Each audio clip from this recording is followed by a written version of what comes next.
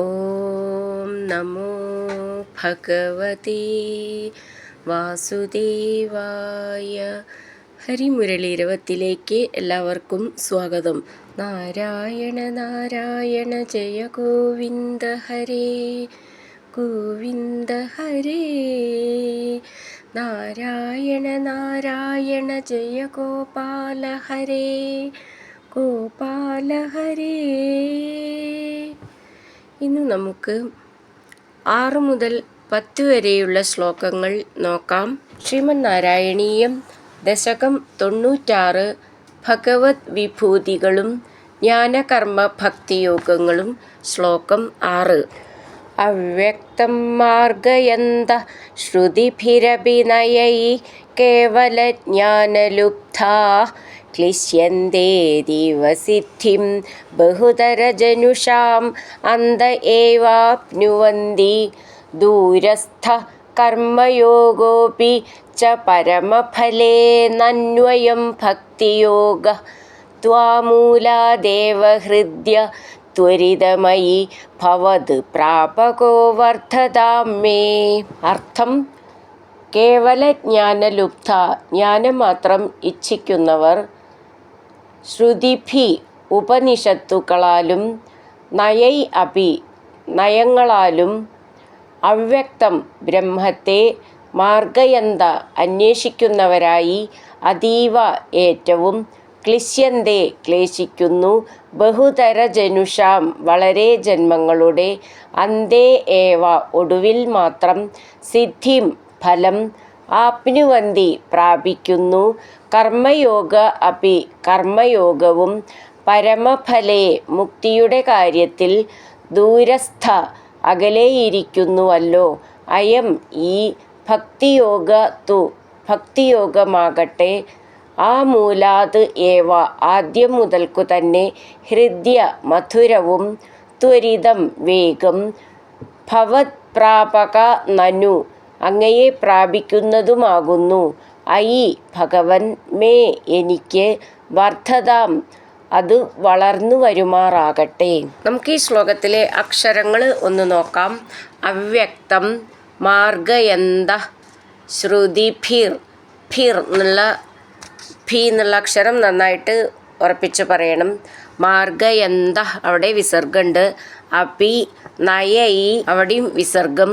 കേവല ജ്ഞാനലുബ്ധ, അവിടെ നീട്ടിയിട്ട് വിസർഗം. ഥ എന്നുള്ള അക്ഷരം നന്നായിട്ട് ഉറപ്പിച്ചിട്ട് പറയണം. ക്ലിശ്യന്തേ അതീവ, ചേർത്ത് ചൊല്ലുമ്പോൾ ക്ലിശ്യന്തേതീവ. സിദ്ധിം, ധിം എന്നുള്ള അക്ഷരം നന്നായിട്ട് ഉറപ്പിച്ചിട്ട് പറയണം. ബഹുതര ജനുഷാം അന്ത ഏവാപ്നുവന്തി. ദൂരസ്ഥ, അവിടെ വിസർഗം. സ്ഥ എന്നുള്ള അക്ഷരം നന്നായിട്ട് ഉറപ്പിച്ചിട്ട് പറയാനുള്ളതാണ്. കർമ്മയോഗ അപി, ചേർത്തിട്ട് കർമ്മയോഗോപി ച പരമഫലേ, ഭ എന്നുള്ള അക്ഷരം നന്നായിട്ട് ഉറപ്പിച്ചിട്ട് പറയണം. നന്വയം ഭക്തിയോഗ, അവിടെയും വിസർഗം. ഭ എന്നുള്ള അക്ഷരം നന്നായിട്ട് ഉറപ്പിച്ചിട്ട് പറയണം. ത്വാമൂലാത് ഏവ, ചേർത്ത് ചൊല്ലുമ്പോൾ ത്വാമൂലാദേവ. ഹൃദ്യസ്ത്വരിതം, ഹൃദ്യ, അവിടെ വിസർഗട്ട് ചൊല്ലുകയാണെങ്കിൽ ത്വരിതമയി, അങ്ങനെ ചൊല്ലിയാൽ മതി. ചേർത്ത് ചൊല്ലുമ്പം ഹൃദ്യസ്ത്വരിതമയി, സ്ത്വ നവും. ഭവത്, ഭ എന്നുള്ള അക്ഷരം നന്നായിട്ട് ഉറപ്പിച്ചിട്ട് പറയണം. പ്രാപകോ വർദ്ധതാം മേ. ഏറ്റവും പഴയ പുസ്തകത്തിലൊക്കെ ഭവൽ എന്നാവും, ഭവത് എന്നാണത്. ഞാൻ ഫോട്ടോ എടുത്തിട്ടുള്ള ശ്ലോകം ഭവൽ എന്നാണ് എഴുതിയിരിക്കുന്നത്. പഴയ ബുക്കിൽ നിന്ന് എടുത്തതാ. ഭവത്, ത് എന്നാണ് അവിടെ. പ്രാപകോ വർദ്ധതാം മേ, ഥ എന്നുള്ള അക്ഷരം നന്നായിട്ട് ഉറപ്പിച്ചിട്ട് പറയണം. അവ്യക്തം മാർഗയന്ത ശ്രുതിഭിരഭിനയൈ കേവലജ്ഞാനലുബ്ധാ ക്ലിശ്യന്തേ ദിവസിദ്ധിം ബഹുതരജനുഷാമന്ത ഏവാപ്നുവന്തി ദൂരസ്ഥ കർമ്മയോഗോപി ച പരമഫലേ നന്വയം ഭക്തിയോഗ ത്വാമൂലാദേവ ഹൃദ്യ ത്വരിതമയി ഭവത് പ്രാപകോ വർദ്ധതാം മേ. ഏഴാമത്തെ ശ്ലോകം. ജ്ഞാനായൈവാദിയത്നം മുനിരപവദതേ ബ്രഹ്മതത്വം തു ശൃണ്വൻ ഗാഠം ത്വത്പാദഭക്തിം ശരണമയതി യസ്തസ്യ മുക്തിഃ കരാഗ്രേ. ത്വധ്യാനേപീഹ തുല്യ പുനരസുകരതാ ചിത്തചാഞ്ചല്യഹേതോഃ അഭ്യാസാദാശു ശക്യം തദപി വശയിതും ത്വത്കൃപാചാരുതാഭ്യാം. അർത്ഥം. മുനി വേദവ്യാസൻ ജ്ഞാനായ ഏവ അറിവിനായിക്കൊണ്ടു തന്നെ ചെയ്യുന്ന അതിയത്നം കടുത്ത പ്രയത്നത്തെ അപവദതേ നിഷേധിക്കുന്നു. യസ്തു യാതൊരുത്തൻ ബ്രഹ്മതത്വം പരബ്രഹ്മതത്വത്തെ ശൃണ്വൻ ശ്രവിച്ചിട്ട് ത്വത്പാദഭക്തിം അങ്ങയുടെ പാദഭക്തിയെ ഗാഠം ആഴത്തിലുള്ളതാക്കി ശരണം ശരണത്തെ അയതി പ്രാപിക്കുന്നു തസ്യ അവന് മുക്തി മോക്ഷം കരാഗ്രേ കയ്യിലാകുന്നു. പുന ഇഹ വീണ്ടും ഇവിടെ ത്വധ്യാനേ അപി അങ്ങയുടെ ധ്യാനത്തിലൂടെ ചിത്തചാഞ്ചല്യഹേതോ ചിത്തവിക്ഷേപം കാരണമായിട്ട് അസുകരത എളുപ്പമല്ലാത്ത അവസ്ഥ തുല്യമാകുന്നു. തദപി അങ്ങനെയാണെങ്കിലും അഭ്യാസാത് പരിശീലനത്താൽ ത്വത്കൃപാചാരുതാഭ്യാം അങ്ങയുടെ കാരുണ്യവും സൗകുമാര്യവും കൊണ്ട് ആശു വേഗം വശയിതും സ്വാധീനമാക്കുന്നതിന് ശക്യം സാധിക്കുന്നു. നമുക്ക് ഈ ശ്ലോകത്തിലെ അക്ഷരങ്ങൾ ഒന്ന് നോക്കാം. ജ്ഞാനായൈവാദിയത്നം മുനിർ അപവദതേ ബ്രഹ്മതത്വം. ബ്രഹ്മ മഹ എന്നാണ് ഉച്ചരിക്കേണ്ടത്. ബ്രഹ്മതത്വം. തു ശൃണ്വൻ ഗാഠം. ഠം എന്നുള്ള അക്ഷരം നന്നായിട്ട് ഉറപ്പിച്ചിട്ട് പറയണം. ത്വത് പാദഭക്തിം. ഭ എന്നുള്ള അക്ഷരം നന്നായിട്ട് ഉറപ്പിച്ച് പറയണം. ശരണം അയതി യസ്തസ്യ മുക്തി അവിടെ വിസർഗം. കരാഗ്രേ ത്വത് ധ്യാനേ അപീഹ ചേർത്ത് ചൊല്ലുമ്പോൾ ത്വധ്യാനേപീഹ തുല്യ പുനർ അസുകരത ചിത്തചാഞ്ചല്യ ഹേതോർ അഭ്യാസാത്. ഭ്യ എന്നുള്ള അക്ഷരം നന്നായിട്ട് ഉറപ്പിച്ച് പറയണം. ആശു ശക്യം തദപി വശയിതും ത്വത് കൃപാ ചാരുതാഭ്യാം. ഭ്യാം എന്നുള്ള അക്ഷരം നന്നായിട്ട് ഉറപ്പിച്ച് പറയണം. ജ്ഞാനായൈവാദിയത്നം മുനിരപവദതേ ബ്രഹ്മതത്വം തു ശൃണ്വൻ ഗാഠം ത്വത്പാദഭക്തിം ശരണമയതി യസ്തസ്യ മുക്തിഃ കരാഗ്രേ. ത്വധ്യാനേപീഹ തുല്യ പുനരസുകരതാ ചിത്തചാഞ്ചല്യഹേതോഃ അഭ്യാസാദാശു ശക്യം തദപി വശയിതും ത്വത്കൃപാചാരുതാഭ്യാം. എട്ടാമത്തെ ശ്ലോകം. നിർവിണ്ണ കർമ്മമാർഗേ ഖലു വിഷമതമേ ത്വത്കഥാദൗ ച ഗാഠം ജാതശ്രദ്ധോപി കാമാനയി ഭുവനപദേ നൈവ ശക്നോമി ഹാതും. തദ്ഭൂയോ നിശ്ചയേന ത്വയി നിഹിതമനാ ദോഷബുദ്ധ്യാ ഭജംസ്താൻ പുഷ്ണീയാം ഭക്തിമേവ ത്വയി ഹൃദയഗതേ മക്ഷുനക്ഷ്യന്തി സംഗാഃ. അർത്ഥം.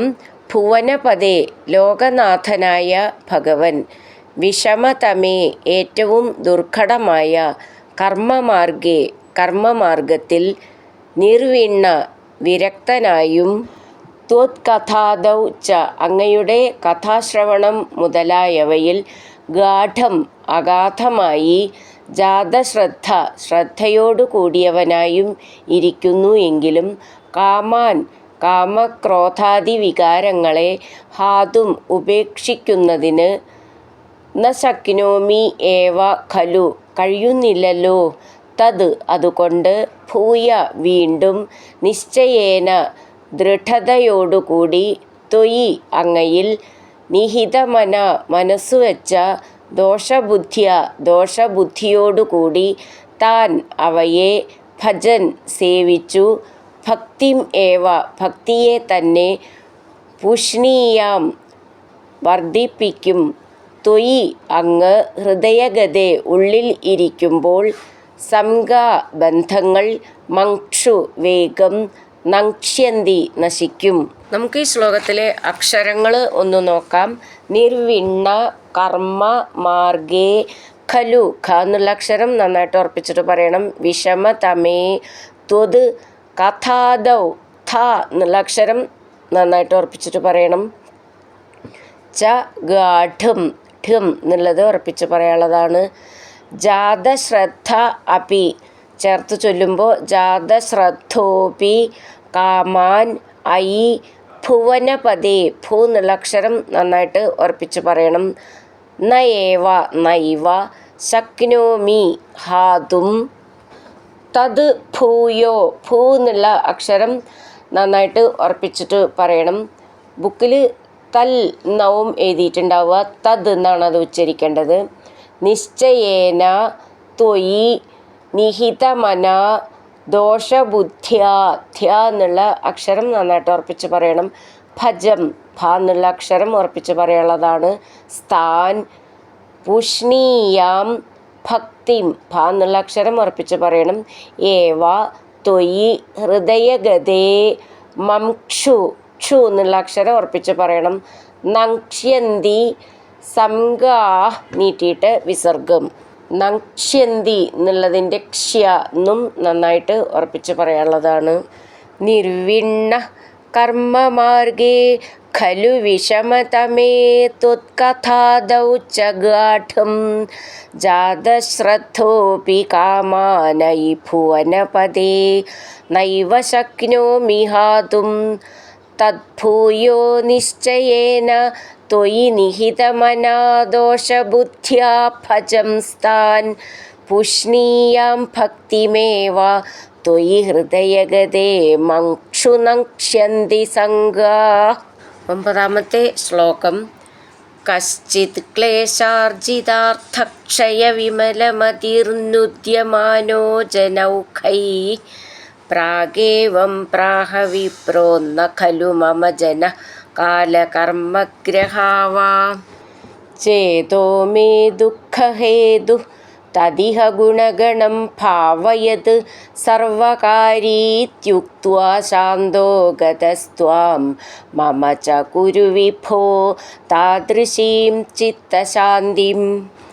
അർത്ഥം: പ്രാക് പണ്ട്, കശ്ചിത് ഏതോ ഒരു വിപ്ര ബ്രാഹ്മണൻ, ക്ലേശാർജിതാർത്ഥക്ഷയവിമലമതി ക്ലേശം കൊണ്ടു നേടിയ സമ്പത്തിൻ്റെ നാശത്തിൽ പരിശുദ്ധ മനസ്സോടു കൂടിയവനായി, ജനൗഖൈ മൂഢന്മാരായ ജനസമൂഹത്താൽ, ഉദ്യമാന പീഡിപ്പിക്കപ്പെടുന്നവനായി, ഏവം ഇപ്രകാരം, പ്രാഹ പറഞ്ഞു, മമ എനിക്ക്, ജന ആളുകൾ, ദുഃഖഹേതു ന ഖലു ദുഃഖകാരണമല്ല, കാലകർമ്മഗ്രഹാ വാ കാലം, കർമ്മം, ഗ്രഹങ്ങൾ എന്നിവയുമല്ല നിശ്ചയം, മേ എൻ്റെ, ദുഃഖഹേതു ദുഃഖകാരണം, ചേത മനസ്സാകുന്നു, തത് അത്, ഇഹ ഈ ആത്മാവിൽ, ഗുണഗണം ഗുണസമൂഹത്തെ, ഭാവയത് ഭാവന